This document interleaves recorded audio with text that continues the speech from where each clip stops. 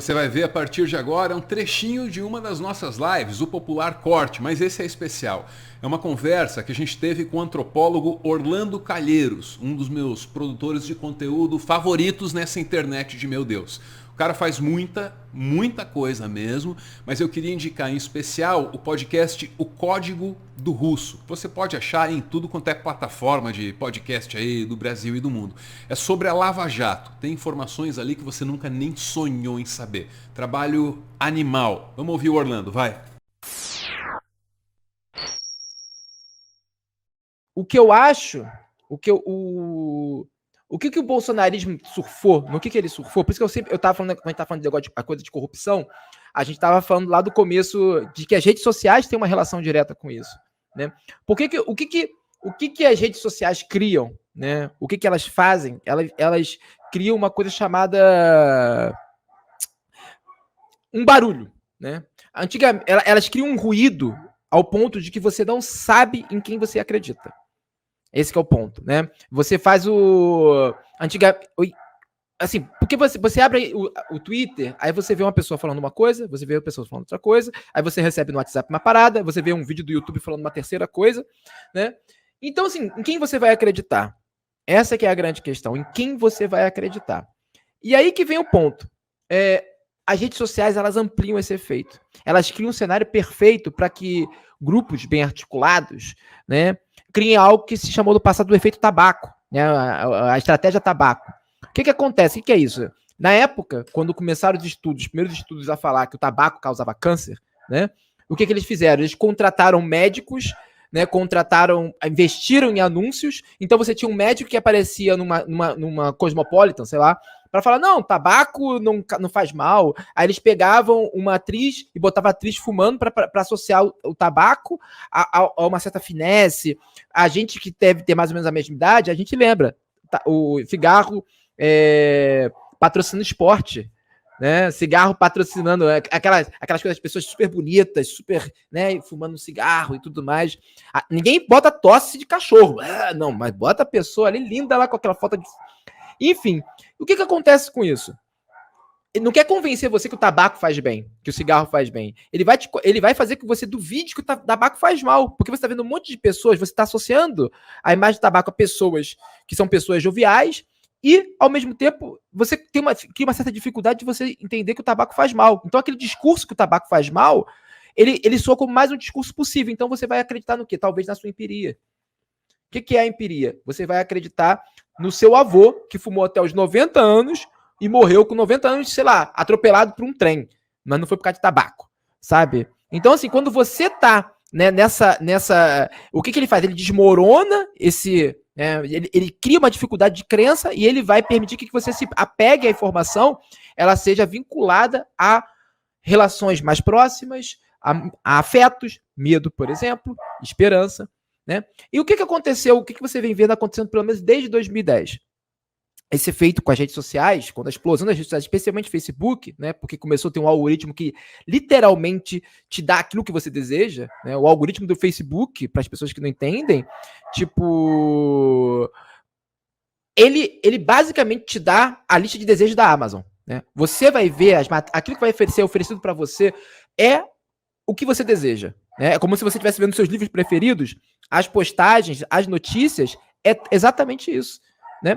E aí o que acontece? Isso vai ajudando as pessoas a viver no mundo de desejos, né? O Facebook, quando ele faz a mudança do algoritmo, você vai ver que as pessoas, né, vão vivendo em mundo cada vez assim, cara, eu sou uma pessoa que tem medo, por exemplo, como funciona o algoritmo do Facebook? Um sujeito que teve uma filha, ele vai começar a ver muitas notícias de crimes contra crianças ou pedofilia, sabe? Então, assim, esse efeito vai fazendo esse desmoronamento, né? Então você acaba sem saber em quem você vai acreditar. O que o bolsonarismo fez, por exemplo, essa que foi a genialidade do mal, né, da estratégia de comunicação deles, que também foi uma coisa que o Trump fez, foi investir justamente nisso, né? Não foi dizer, nós somos isso. Ele foi dizer, nós somos aquilo que você deseja que nós somos, né?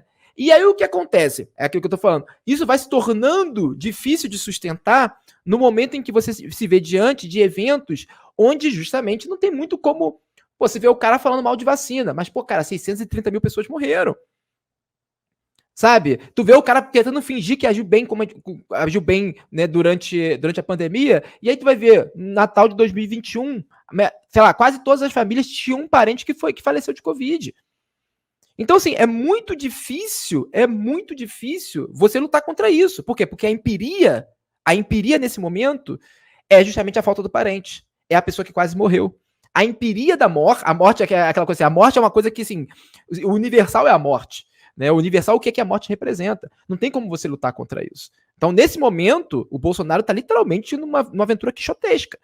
E isso representa um problema para ele. Se o Bolsonaro, eu ouso dizer que se o Bolsonaro não tivesse tido uma pandemia durante o governo Bolsonaro, eu era uma das pessoas que em 2018 dizia, eu acho que a gente está diante de um ciclo de quase 10 anos da direita no poder no Brasil.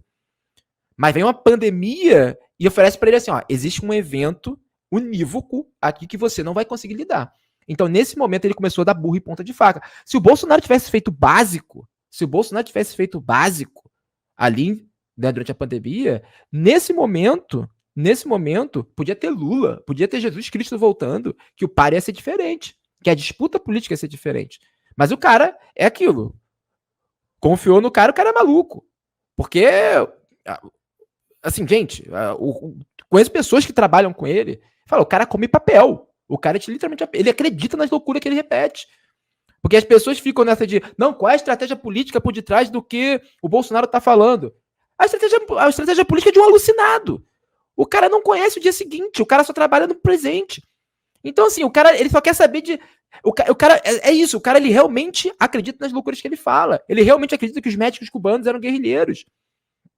Sabe? E aí esse cara, no momento em que ele vai se deixando, no momento em que as coisas vão apertando, eu lembro que em 2020, que foi pandemia, temporada 1, né? No final de 2020, antes de ter a segunda onda, os passarinhos, o passarinho como eu chamo os meus informantes lá de Brasília, os passarinhos me contavam que já tinha um grupo de políticos que estava muito preocupada com as consequências da pandemia, porque assim, cara, 2021 ia ter 2020 ia ter eleição, né? Então, assim, cara, morreu muita gente, a coisa não tá legal.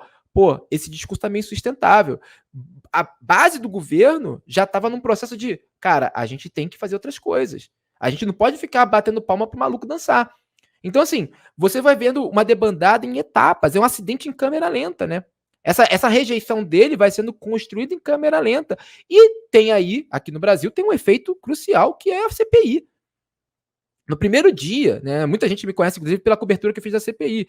Tipo, no primeiro dia da CPI, eu falei assim: ó, a CPI, a CPI termina em pizza. Eu falei, o que vocês esperam? Vocês querem espetáculo? Tipo, Lava Jato? Sabe? A CPI é um freio de arrumação da política. A CPI vai ser um freio de arrumação política para 2022. E foi o que a CPI fez. A CPI tem uma relação direta com o desgaste do presidente.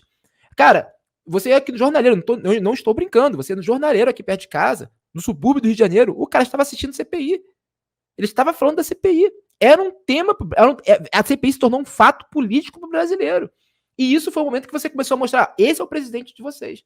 Sabe, você rompeu as barreiras e falou: esse é o presidente. Então, assim, o Bolsonaro, a decadência do Bolsonaro começa justamente quando ele começa a dar um murro em ponto de faca. Você tem uma pandemia, do qual realmente não tem como escapar, mas junto a isso tem uma estratégia que, assim, por conta, é como assim, você vê uma falha na defesa e começar a atuar. Né? A CPI vem atuar nisso também. A CPI fornece aquilo. Todo fenômeno, eu falo isso como antropólogo, todo fenômeno precisa de um código. Né? Precisa de um código. Porque, por exemplo, você tem uma pandemia. As pessoas podem achar que é uma punição de Deus.